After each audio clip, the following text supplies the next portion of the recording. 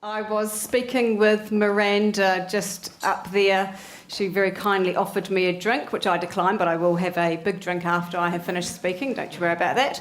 And I said to her, Miranda, I've just realised that I am the boring business lady in your lineup. And without missing a beat, she said, yes, you are. Yeah. And she did say, but we love you. And I am friends with Miranda, so I know her dry sense of humour. But yeah, maybe I'm the diversity in the panel this evening. So I thought what I would start off by doing would be actually to do a car analogy. So hopefully I can get this right. What I was thinking was that I've actually, it's actually more of a car driver analogy. I feel like I have shifted gears recently. And I have shifted gears. I think I was in autopilot, cruising along pretty fast, but feeling a little bit complacent about the fact that I was doing my bit for gender equality, that I could be really proud of the organisation that I represented, and that things were okay. But actually now I have decided that I do need to change gears, and I don't know if I've gone from an automatic to a manual, but I feel like I'm sort of needing to either get into supercharge or fifth gear, or maybe it's third gear, and actually just really accelerate and know that I'm actually straining the engine, because I do feel that we are on the cusp of a massive social movement. There is a platform for change. And if you take only one thing from what I say this evening, is that we need to stop angsting, and we do need to keep talking, but we actually need to take action. And so I want us all to think about reclaiming the word activist, and think about how we can all become activists for better women's gender equality in business and in life more generally. So I am a little bit embarrassed about where we are, to be quite frank, and obviously a little bit angry about where we are as well. If I go back to 1997, 1992 actually, when I first started out my career, I worked for New Zealand Treasury. And back then we were doing things like graduate recruitment programs, trying to attract more Māori and Pacifica into the public sector.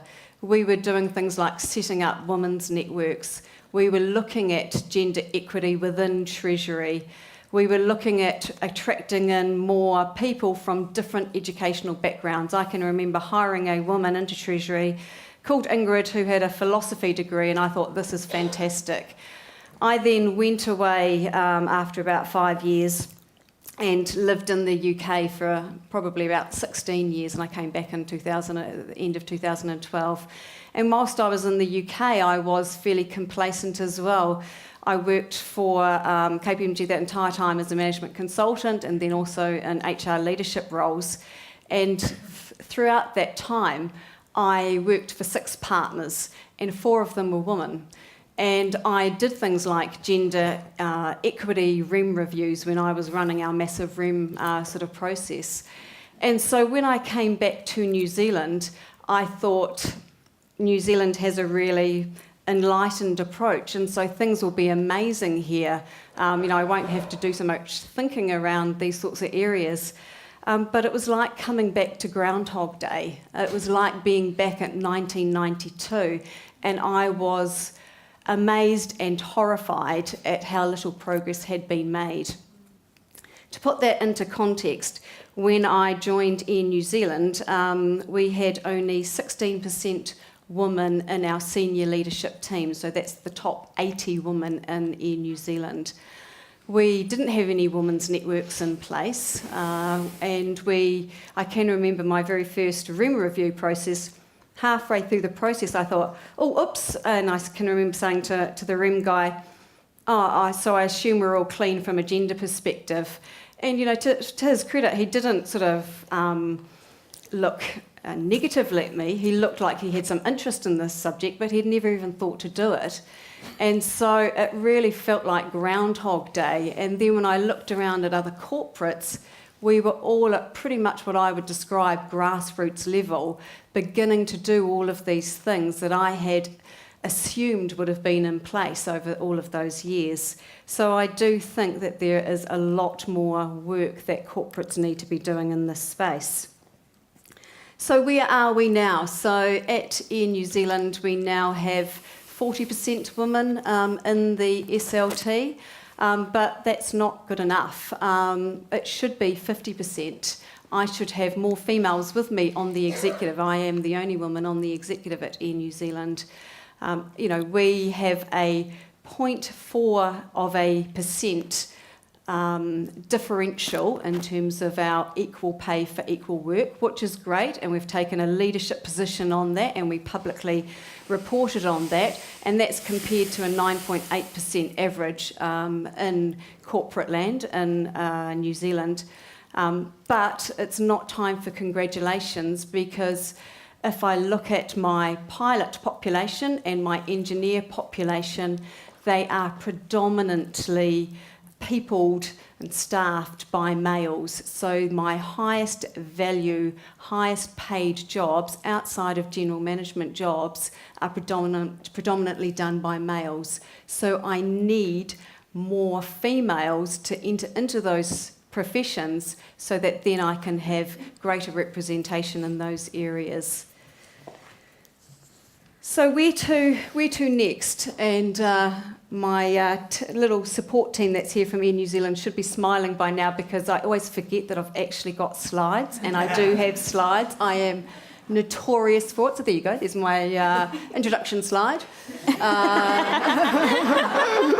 And here's my now where to next slide. So there we go. I've got 2 other slides, so remind me. If you feel a subject change, there is a slide, and just somebody, okay, you can be that for me, thank you. Excellent, I'll pay you in wine afterwards. So where to next for corporates and for Air New Zealand? So I'm not sure if this is that controversial, but for me, equal pay, and there's been a lot of discussion around that, is not the panacea for me, because I've got 0.4% in terms of the equality and in terms of gender pay, but that's still not addressing the issues that we have got. As I said, I need to have more representation. And my belief is that the Harvey Weinstein virus that has actually ended up in the Me Too movement is very little to do about an individual sexual predator. For me, it is actually all about the balance of power in decision making. And so we have got to absolutely address that imbalance of power, because if you put more women and more underrepresented groups into positions of decision-making power, just that shit's just not going to happen anymore. It's as basic as that. So that is absolutely what we have got to be driving towards. Some of you might have heard of something called the 30% Club. I was very lucky to be in the UK at its inception. And so that's the basic premise, that if you have 30% of people represented in the room, then they're going to be less likely to feel scared or nervous about speaking up. So that 30% is the tipping point. So that's why when I started at Air New Zealand, my first goal was to get 30% of women into management and decision-making roles, and then as quickly as possible move that to 40%, and now my target is by 2020 to move that to 50%. Okay, I have another slide. So what can companies do? I am a massive believer that in targets, and we can have a discussion, which I don't have time for now, between the difference between targets and quotas, but I think targets are incredibly important. So if you work for an organisation here, I think you should be agitating that your companies should have targets around gender representation in decision-making or high-value roles in your organisation. If you have a target, and if you're someone like me, I will do everything possible to absolutely reach that target. And that target should have consequences. So I am very happy, and my CEO is very happy to sign up to this, as are the rest of the exec, that if we fail to reach our gender targets, then we won't get paid in terms of some of our KPI performance-related incentives around things like that. Talk publicly. So I'm here, I'm talking publicly. Oh no, it's not, yeah, it is talk publicly. That's an odd one. I was thinking maybe my EA wrote that wrongly. No, talk publicly about it. So that's part of what I'm doing here, is actually being bold and saying what we need to be doing in terms of corporates. And I think you all need to be encouraging more companies to actually go into the marketplace, publish their pay rates, publish their metrics, publish their goals around some of these things, because if it's just like anything, if you've got a goal and if you talk to somebody about it and make a commitment about it, then they're going to hold you to account. So I think there's got to be a whole lot more discussion about these things in the public arena. Pay equity, even though I've said it is not the panacea, it is incredibly important. And I, for one, am really looking forward to working with the government in terms of pay equity legislation coming forward and making sure that it is really fit for purpose and that it does what it needs to do in terms of the corporate space. Leaders role modelling. I am very lucky to have an incredibly far-sighted, generous and high values driven CEO that I work for. And what I would also say is that the executive team that I am part of have really, really come on this journey with Christopher and myself around gender issues. And just this morning, I've spent all day in union meetings. Just this morning I had my rather annoying Chief Revenue Sales Officer, who is he is just like a salesperson to a T. There is just like no variation. If you think of a stereotypical salesperson, he is it. And he sort of bounced into my office like Tigger this morning, and he wanted to have an argument with me around targets versus quotas. And basically he was trying to just wear me down around the fact that he thinks that we should have quotas rather than targets. And he was also wanting to discuss ANZ's announcement around maternity leave and you know, what were we doing? Could we be doing more into the space? Now, as annoying as he is, that was a fantastic conversation that I am having him and other people like that actually agitating and saying to me, Jodie, you're not making change hard enough and fast enough in this subject. So I really think we need to expect more of all of our leaders in terms of this space. And for us, what's really worked at Air New Zealand has been putting money where our mouth is at. So for me, the target was getting more women into senior leadership roles in the organisation. So we did a forensic piece of work which was all about what was holding us back from having women in the area. And it was around the fact that we had a lot of very talented women, but at more junior levels within the organisation. And so we actually needed to accelerate their development and their promotion and their movement in the organisation to get them into those senior roles. So we invested over $1 million in terms of women's only leadership development, and those programs that we've put in place have massively paid dividends.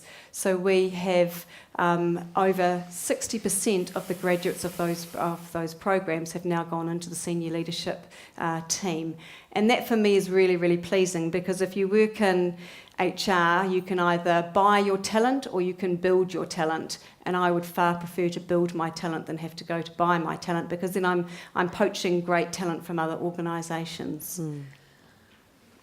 Okay, so I thought I would end on a little bit of more of a personal note about a little bit about some of my observations, and this is a bit more about speaking to you individually about what you can potentially do.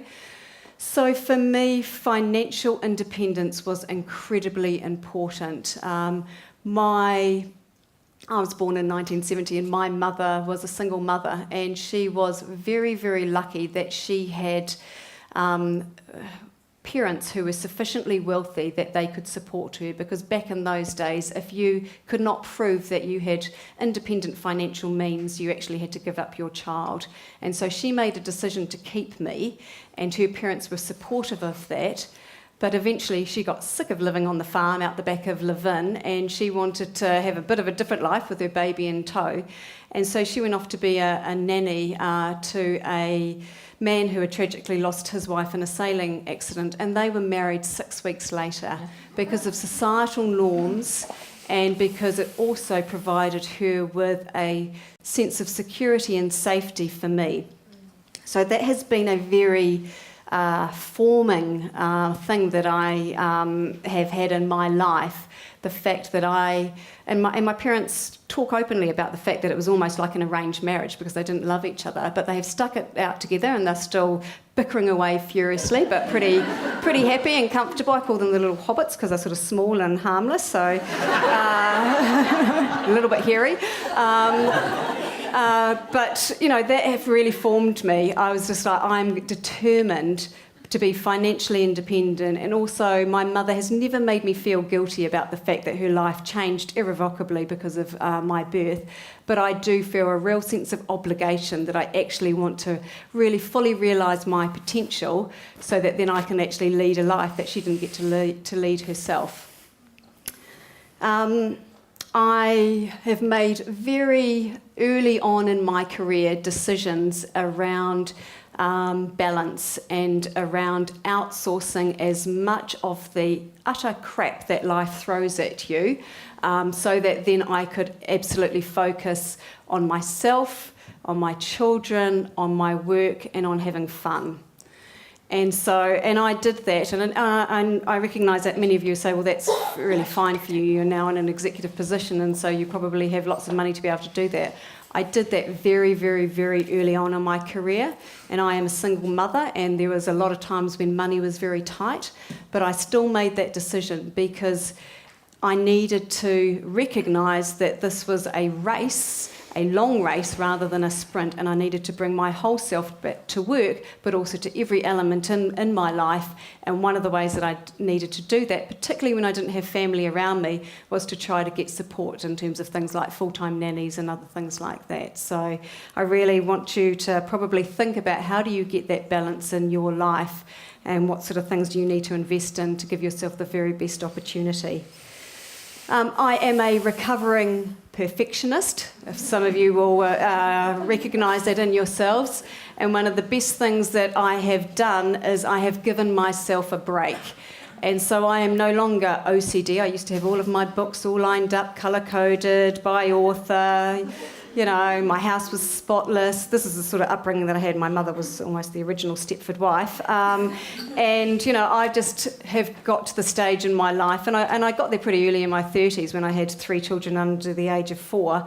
I got pretty much to that stage pretty early on that said I could run myself ragged around trying to make everything perfect. And I just thought, you know what, I'm just going to go to an early grave around this. And so, my life is chaotic. I often don't have milk in the house. This morning, kids and I, off to Baker's Delight, and the man knows us all by name because I've run out of breakfast cereal. It's like, hi, it's me again. Yes, the kids are eating chocolate croissants for breakfast. No problem with that. Have any of them brushed their teeth? Probably not. I'm just not even going to ask. No, so, and I've just I embraced the craziness. And what I've also done is I have surrounded myself with amazing friends who are incredibly supportive of me and incredibly non-judgmental. And so I don't feel like I need to live up to anybody's standards. It's a hard enough life rather than be judged by other people. So really think about giving yourself a break and thinking about what you can do. I also thought very early on about all of the things that could hold me back from having a really big career. So I am very shy. I've often been called aloof. But what that means is that I hate events like this. I hate networking. I hate Sydney, who's just joined my team. It's like if there's any club that wants to have me as a member, I'll just go and hide. It's taken a very long time for me to become part of Global Women because I'm a bit like Groucho Marx. I have an inherent suspicion of belonging to anything. What I have done about that is that I will go solo to events like this, and I will make sure I am not allowed to leave until after I have spoken to 15 people and had meaningful conversations with them. And I have done that all of my corporate career and really pushed myself outside of my comfort zone. The other thing that I absolutely hate doing is I hate public speaking. And there's probably many women in the audience here today who don't like public speaking. But I have spoken 6 times in public this week alone, in terms of, this sort of size or slightly smaller audiences. And I have done that as many times as possible just so that I can get over my fear of public speaking. And so, that's again, and I now have a goal around I need to speak to 150 people within New Zealand every week. And if I don't do it one week, then I've got to make up for it the next week. So, I'm sort of like rent a crowd. It's like, got something? Yeah, I'll come along and speak to you, because you just got to get yourself into, speak on anything, Yeah. Once when I was 7.5 months pregnant and I was only just allowed to fly back, I was at KPMG and I found myself lecturing to a bunch of financial controllers in Houston, which leads me on to my next thing is I'm not that good at math. I actually failed School C maths. But again, that was something that I knew was going to hold me back. So I went off and married an economist and then an investment banker, and then I worked for KPMG, the accountants, for 16 years. I actually did a whole lot of consulting in the financial services sector. And, I ended up lecturing to a whole bunch of financial controllers on accounting practices, even though I managed to do a commerce degree without any finance or any accounting in it whatsoever. So, again, I have over the years put myself into situations time and time again where I either need to manage large P&Ls, work on things like due diligence in terms of acquisitions or disposals, where I have actually had to really get good at financial analysis, just to make sure that there was going to be nothing holding me back from having the career that I wanted, and also, more importantly, nothing holding me back internally in my head, because we've all got those those little sort of monkeys in our head that tell us that we're not good enough to do something. So I encourage you all to really think about those things that are holding you back and do something about them. And my last point, and you'll be probably pleased to know this, is that I am responsible for all of the recruitment into the senior leadership team. I don't go interviewing everybody because that would be my sole job, but for those 80 people I get really involved because those are really important roles for us at New Zealand. And once I've brought somebody in or I've promoted them up, I have a sort of a meeting, and it's supposed to be, in turns, inspirational but a bit scary. So it's like, rights and responsibilities, congratulations, but rights and responsibilities, and so I'm equal measure just like freaking them out, congratulating them. But often what I do by starting that conversation, particularly for women, in fact, solely for women, particularly if they have been promoted from within, as I start off the conversation when they come into my office and I say, not a great start to your new role. And then they look at me all scared and I say, because you didn't negotiate your salary. So you have really disappointed me. And then they just go, oh. It's like, so they have just trusted me to actually make sure that they are being paid the same amount as their male counterparts. Now, they are lucky that they can trust me, that I am obsessive about this sort of thing, but that is not always the case. So don't put your own promotion and your own salary down to luck or the good nature of this person sitting in front of you. Get good at negotiating in terms of your worth and have a really, really strong sense of what your actual worth is. Right, okay, I have a quote to end. It seems to be the sort of the thing, maybe there's a TED sort of manual or something like that. I actually said to my daughter last night that I was doing a TED-style talk, and she was like, oh, Mum. So I sort of said, oh, this is what I think I'm going to talk about. And she was like, it's no rhetorical questions. You say all the time. She's like literally my worst critic sort of type thing. But I said, I think I'm going to end on a quote. And she said, yeah, just get them distracted. That'll be a really good thing. I was like, okay, what sort of quote should we put on there? So this hopefully ties in what I said at the beginning, which is my sort of plea to you is actually, I love talking. I love the conversation that you can have with women where you get a real sense of energy about it in terms of all the things that are wrong in the world and what you could possibly do. But it's actually time for us to do something about it. So no matter how small, and whether it's about yourself or about your companies, I hope you do take my message, which is actually to do, take some action, because actually if we all take some action, it can actually end up being something quite amazing, I think. So thank you. Woohoo.